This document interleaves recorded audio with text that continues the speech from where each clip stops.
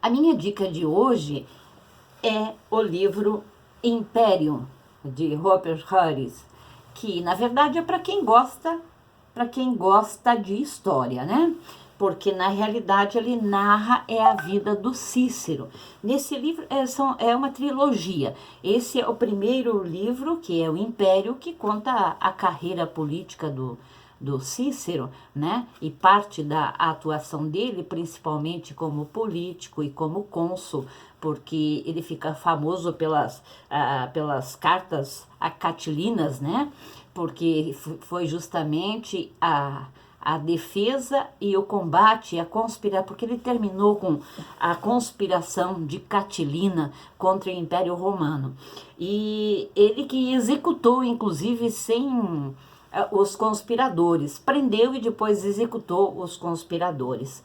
E só nisso aí depois ele escreveu as cartas de Catilíneas, que ficaram famosos na história. E na realidade, toda a sua vida e os seus feitos ficou para a história porque ele tinha um escravo, que ele era muito fiel, o Tiro, era também um escriba, e acompanhou, e secretário também do Cícero, e acompanhou toda a vida dele.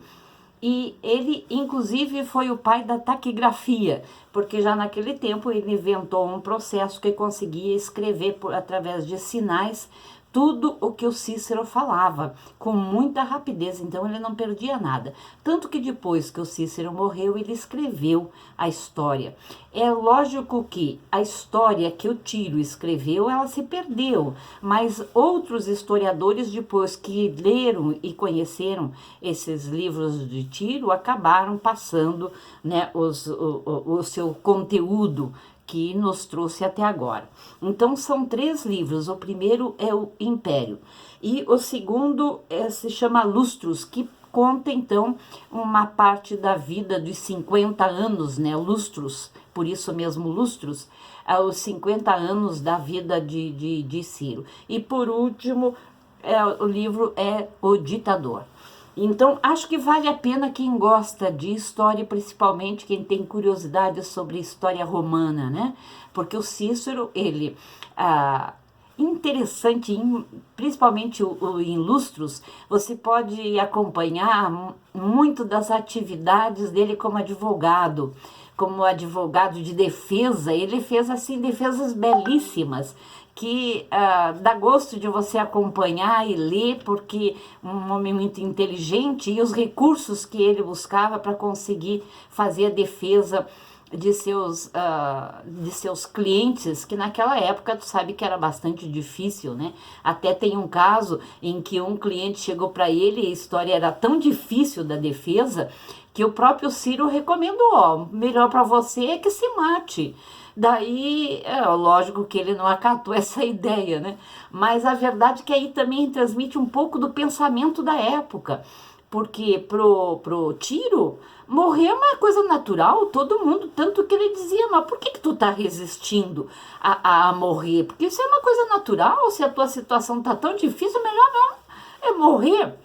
Então, mas mesmo com toda a dificuldade, o Ciro ainda conseguiu defendê-lo. Então, eu acho que para quem gosta de advocacia e quem gosta de história, é o livro perfeito para você ler. Dá gosto realmente e você começa a ler, não para mais, porque é muito bom.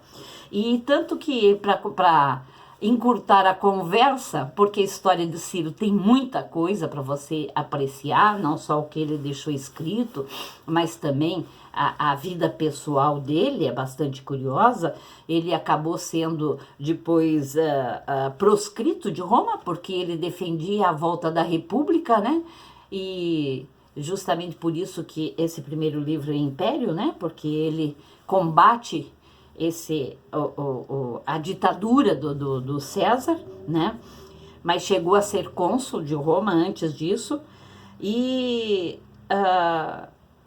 na realidade, então, ele foi proscrito, quer dizer, foi exilado, teve de viver na Itália, mas mesmo assim ainda ele foi executado, né? Nesse período, foi morto enquanto ainda estava proscrito. Mas essa é uma recomendação, acho que é excelente, como eu já disse, para quem gosta de história e para os advogados, né? Quem gosta de criminalística, eu acho que é um prato cheio. Uma boa leitura para vocês.